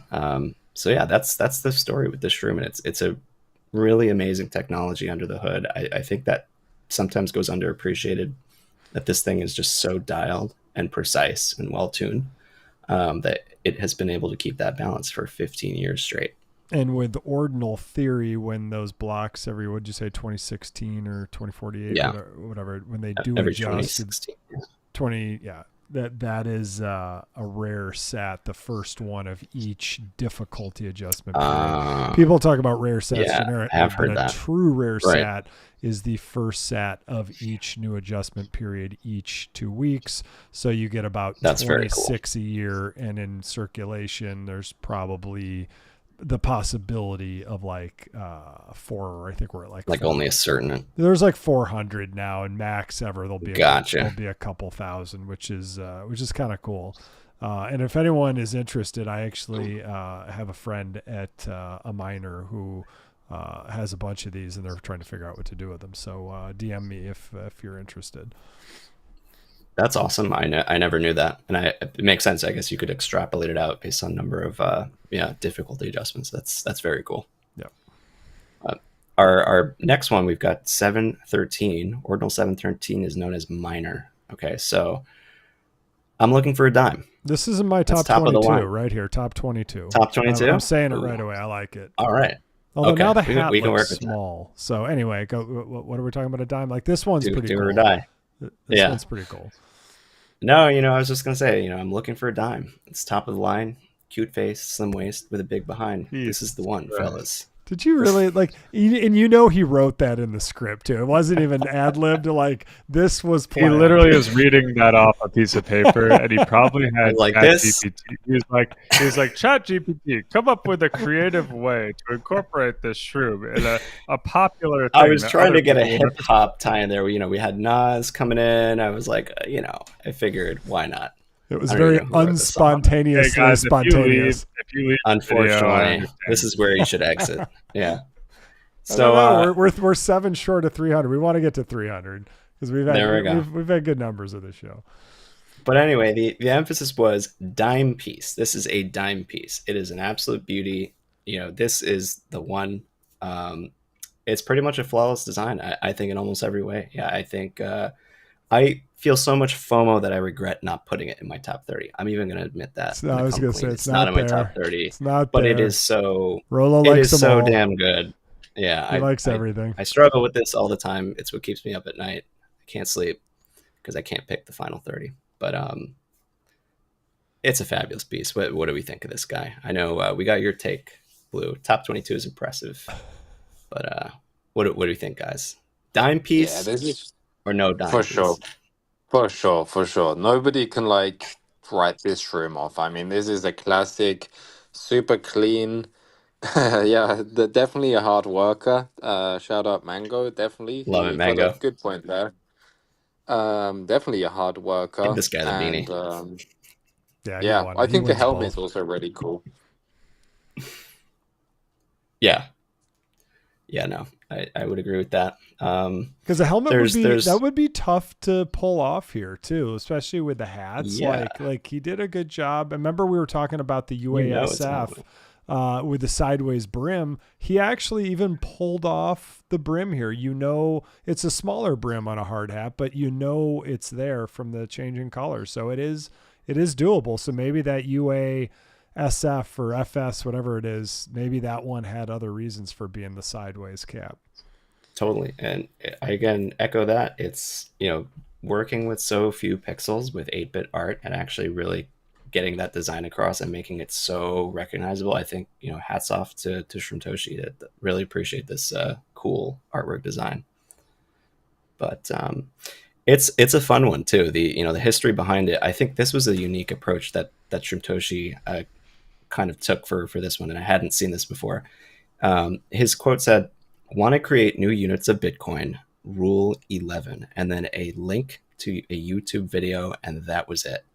So, talk about a mystery and enigma. I, followed the YouTube link. It's a bizarre, obscure video that I had never seen before, and it feels like a surreal, sort of like satirical piece with. There's some sort of social commentary baked in there on, like the idea of perfectionism and punishment for not conforming.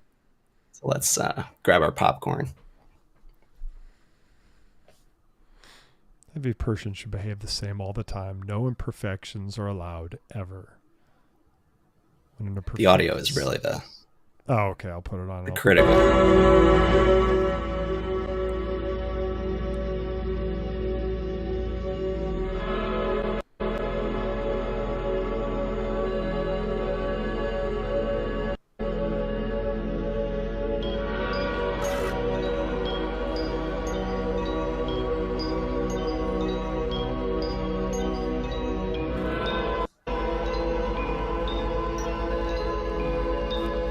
Chapter 1, The Bland Group. Just gets progressively weirder.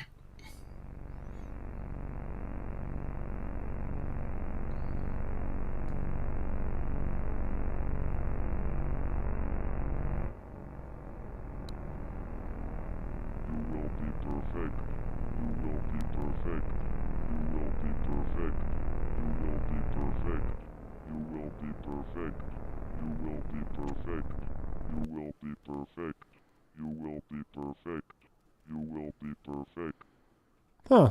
Maybe a little micro dosing the night he put that one out. It's an interesting definitely video. Steeped in shrooms there. Yeah, it was really interesting. I went through the comments. Something that struck me was like, it seemed like a bunch of people were posting and saying that like somehow that link made it onto their school website and it was shared like massively all over the place. And people had no idea how they ended up at this bizarre, odd video. I couldn't figure it out. I was like, how the fuck did Shrimtoshi find this? And what would, I was just, I love the mystery and not knowing behind it. But basically there's another video that preceded it. It was called, I think it was like Classroom 001 or something like that. And it was even weirder. I'm not going to make you necessarily go through that, but it was, yeah, there it is.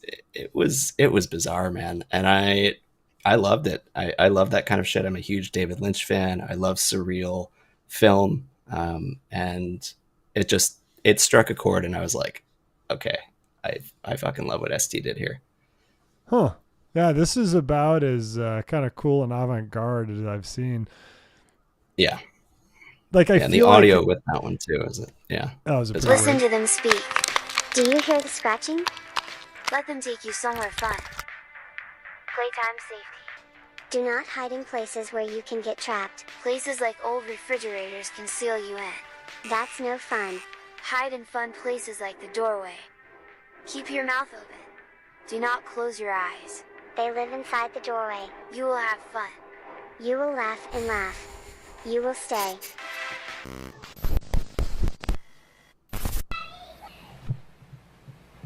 It's just so interesting. This has. I was like, what is going to happen? They've got It's almost After your 6,000 parents tuck you in, subscribers. open your window. Yeah, it's crazy for Children just should 2 not sleep with videos. their windows closed. When you hear the voices, go with them to the doorway. It will be a fun game.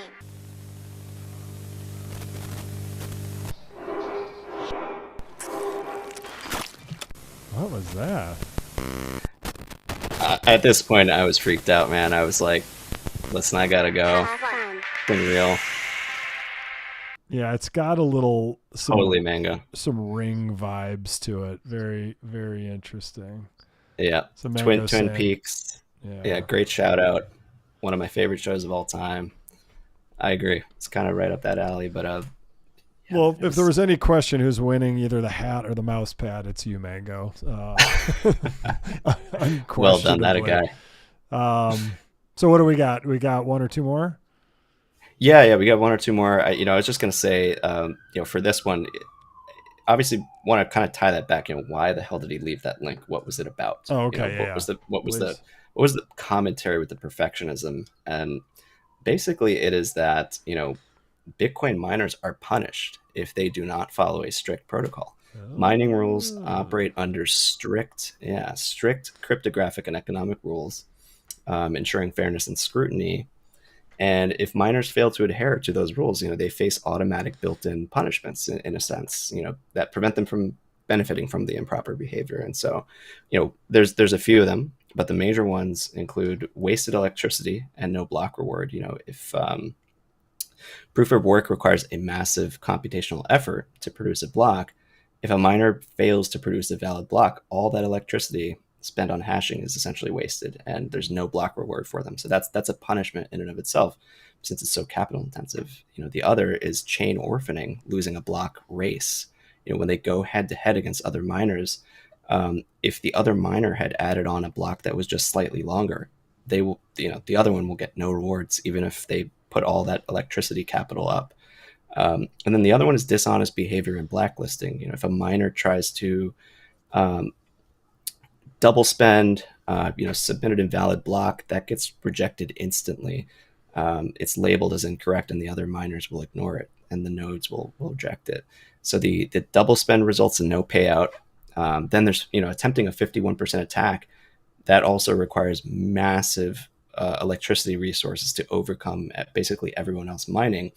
And even if and when you did succeed, it likely would tank Bitcoin's price and kill the rewards that you even would make. So it really ensures this system, of perfection. And the last one is just reduced mining rewards over time. I thought this was, was pretty cool, and it's built in. The halving every 4 years, every 210,000 blocks, the rewards get cut in half.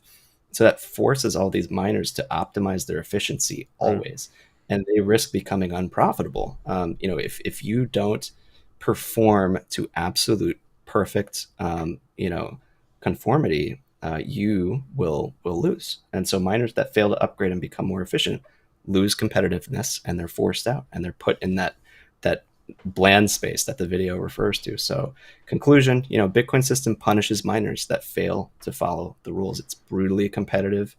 Miners have to follow it perfectly or wasting, electricity for nothing. So any deviation from consensus leads to, automatic detrimental effects. So I thought that was cool. Yeah, no, that ties all the videos together, and it makes sense of it. I was just like, is Shroom, is he on a bender tonight? That's cool. Yeah, it was hard. It was a bit of a stretch, and then I think I found it, and I was like, okay, I think I see what we're getting at here. I had to watch it a couple times, but all right. So we got a pair here. We got the pond. We got the duck with the same hard hat. It's certainly interesting. I gotta say, I read the script this morning, but I didn't get this far because time was up. Yeah. What is this? Yeah. 689 mining pool. This is just a cute reference to the fact that Bitcoin miners pool together in pools. And, pooling is essentially when miners put together their hash resources and, group together to contribute to finding a block. And it's a very cool strategy. I think it was first done in 2010. And I actually never knew that no Bitcoin protocol was ever needed for this to happen. This was something that was always kind of designed because Bitcoin does not care about who mines the block or if resources were pooled. They just the protocol just cares if the block is valid, and that's it. So this has enabled miners to basically overcome running outdated hardware, the cost of running solo.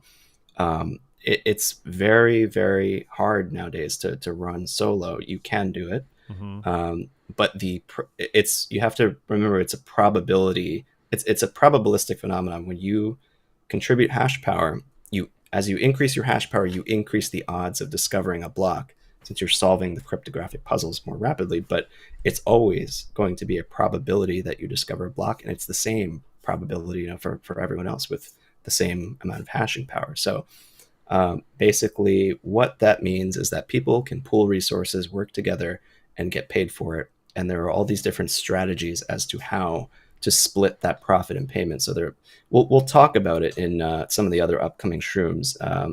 Brains, I think, is one of them, which is a nice homage to one of the very first mining pools ever created. And there are these different kind of payout strategies that confer different risks on the pool operator and then the miner. So it's pretty cool. And that's what this Shroom is basically all about. Design-wise, I love it. Huge fan. Bold. My girlfriend loves it. She's one of her top 5, I think. And it's a yes for me, dog. Yeah, dog. How about you guys? You gonna buy it for her? If it would ever list for sale. I don't think I've ever seen it list on the market, but He's gonna own them all. It's like, well, that's my cousin's top 14. So like, it's his 14th. So I'm gonna get it. I'm gonna get it for him. I think it's awesome. I just think it's a cute little piece. That What do you little think? rubber What do you ducky. think, Ski God Kenny? Yeah, Yeah. I think this one's cool. Not one of my favorites, not my top 30, but I still think it's really cool. I would have thought it would be really difficult to kind of visualize mining pool. So I think it's at least a good solution for what is such a difficult task, I feel like. Mm-hmm. Yeah. How about you, Ski? I think it's Thumbs up. I think it's great. I think using the little duck to like kind of it just makes it obvious to know like kind of what it is. And I like how stupidly large the hat is on his like little dumb head. Totally. It's just like great. Yeah. It's adorable. And then I'm a sucker for purple, so good. It's like a Clemson shroom, really, purple and orange. There we go. I was gonna say, Shroom Toshi, I salute you for this visually bold and adorable design. I think that the colorway, it works. It just works. And somehow, big, bold, eye-catching design.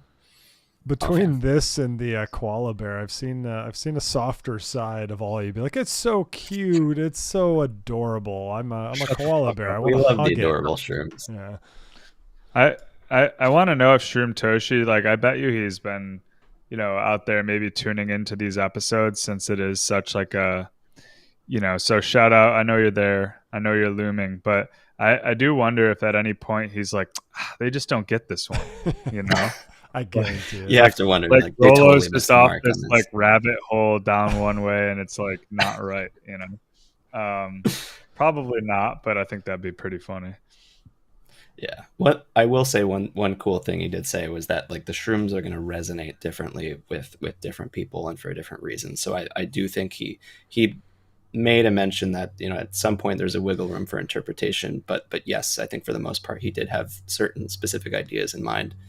But it is cool. Again, he acknowledged that people will look at them in different ways, read into them differently. Yep.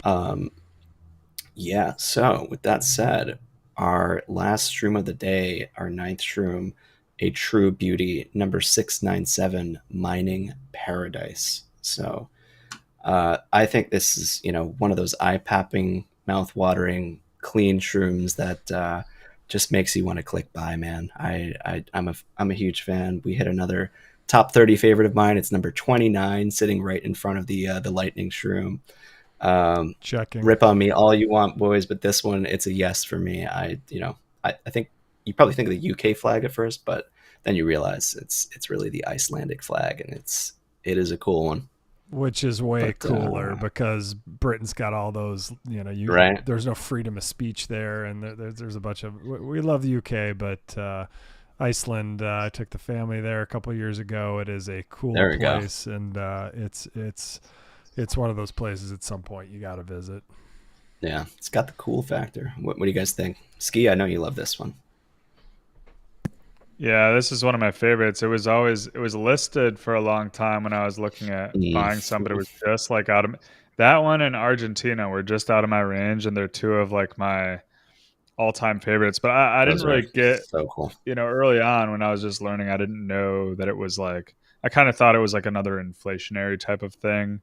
And then I was like, one day I was like, wait a second, like Iceland doesn't have some like hyperinflationary money. Like, what am I Right. missing? And then I realized, oh, like, duh, they're doing like the natural resource mining or whatever. So it makes it, I just think of like waterfalls and Iceland. And it's just super cool, super clean. Like, Icelandic people are cool. I don't know. It's just a great shroom. Yeah. Kenny, how about you, man? Yeah, I like this room a lot. Definitely super clean. Can only really riff off what everybody else has said. I really like it. I think it's cool again to pay homage to such a small country, which oftentimes goes unnoticed. I mean, Yeah, especially in Europe, there's so many like popular countries. This one oftentimes isn't like spoken about. that's But true. yeah, Yeah. super underrated country, so definitely a good one Yeah. to pay tribute to. Yeah, that's a good point. Yeah, for me personally, it hits home. It's nostalgic for a reason I'll get to, but yeah, Ski and I, like you were saying, Ski, we saw this baby come and go on the floor at the time, and I was thinking about pulling the trigger, but I think as well it was like a little high of an ask. I think it went for 1.85 or Bitcoin or something like that. But anyway, came and went just as quickly as you could think about it. That thing disappeared. But Iceland itself, as for lore time. Uh, it's played a major role in Bitcoin mining, like you guys said, due to its ideal combo of cheap, renewable energy. It's got a naturally cold climate. It has political stability as well. It basically made it one of Bitcoin's first major mining hubs because of that. Um, and key reasons being, Iceland has hydropower. They have about 70% of their power comes from hydropower. 30% comes from geothermal energy, like volcanic heat. The former being rivers and waterfalls and things like that. And therefore the electricity cost is extremely low because it's all renewable, and it makes Bitcoin far more profitable for that reason. And then the other thing that maybe goes underappreciated is the naturally cold climate. It reduces the cooling costs massively. So these guys don't have to run huge fan rigs. They could essentially use natural air cooling and greatly reduce costs. So that's another big factor. And then the political economic stability. They actually had no bans or restrictions on Bitcoin mining. They facilitated it and made it an attractive hub for miners to come to. And there are places like China where there were mining crackdowns, and Iceland provided that stable regulatory environment. So all the right puzzle pieces were there. The soil was ripe, and eventually, I think it did become a little bit difficult. What was the golden era of Icelandic mining, did come into a bit of a decline. It's still actually relevant. It still takes place to this day, but there were struggles and issues. There were controversies over the fact that the country's so small. It takes up more electricity power than the people and the population there. So that was a big hit for some folks. And scalability limits. Iceland's only so big, so there are only so many people who can put their farms there. And then competition for cheaper energy sources. Places like Texas with their natural gas and other spots eventually started offering other low cost alternative energy sources. And the Icelandic government basically decided to kind of prioritize the power for industrial and residential use. But mining still does occur there today. I know for me personally, like I said, this room hits a little bit of nostalgia because I used to use Genesis. They had it's a company that I still believe is operational in Iceland and a few other places, but they offered cloud-based mining, and you could sign up for a contract and just watch your Sats just kind of pour in, and it was very cool. And that was around like I think 2016 era. It kind of takes you back to those days when mining was just a different kind of landscape, and this was a cool golden era in Bitcoin mining and Iceland's history. So really, really like this room. Yeah, this one's super clean and yeah, it's in, even like you said, it's not the UK. It's got kind of the it's got kind of the more off-centered sideways cross with the flag, which it's just, yeah, this is definitely one of the most aesthetically pleasing. Yeah, agreed. It is a very cool piece, and really like that we gave that nod to Iceland's Bitcoin history. But that is all of our shrooms for today, guys. That's all 9, and we really thank you for tuning in, and appreciate all the participation, Mango. You are our all-star audience member, and I think therefore, correct me if I'm wrong, boys, but we should give this guy a shroom hat or a mouse pad. It's your choice. Or a mouse That pad. is the dilemma. I don't know. He sure did a lot of Sure earned it. posting. If he retweeted down there, I mean, he's definitely getting both, right? But I don't know if that's 2 different sized packages either, so that might be difficult. Yes. Well, yeah, many things are possible. You'd be surprised, but yeah. Thank you guys for coming out. It's been a blast. I think these were some amazing shrooms we covered, and we've got an awesome lineup for next time too. So, thank you for tuning in. Yeah, guys. Ski God Kenny, do you have a show coming right after this? I think we're gonna run. Is... They will run for a little while at least. All right. So everyone, chill vibes and conversation. Ski God and Kenny's show. Do we have a name yet? Or are we still working on the name? It's Orange Pill still, right? Yeah, for now, still Orange Pill. Nice. All right, so Ski Guy and Kenny are going to spin up an audio spaces. Everyone jump in and have a nice chill chat with the market doing what it is. These guys always give the best insights around. So always a fun time. Yeah. Do you guys in Mango? Yeah. Thank you, man. Appreciate you and appreciate all your comments. It's always nice to have feedback and not shitty feedback like on YouTube. Like, why we even multi-stream YouTube? Like, Titanx ecosystem, you stake your Yorks. Fuck you, John. Oh, that's John? You, John? I know John. Good guy. Always giving some good advice. Whatever he just said. I'm gonna have a word with that, John. Whatever I just put up on the screen, don't do it. Like, F YouTube. I just put it up there so I don't have to upload it later. Yeah, great show, guys. Let's go to Ski God and Kenny's. And Ski God or Kenny, do you haven't want anything to take us out, or why don't you guys bring us home, and then we'll go. Yeah, it was a great session again today. Really exciting shrooms as always. I love doing these sessions. There's always something new that can even learn. Every single session, although I have gone through every single shroom, there was always something new, like a new perspective, new research on it. So I really enjoy doing these sessions so much. So yeah, thank you for everybody who's made it to the end. And also again, thanks to Rollo and Blue for kind of guiding us through this. And yeah, join us with Ski. In a second, if you have some more time and want to know about markets and everything else that's going on, then join the Orange Pill. Yeah, and real quick, if you guys are just joining in and maybe are just like, oh, haven't heard of Bitcoin shrooms before, oh, that's kind of cool, blah, blah, blah. Let me just put it to you straight.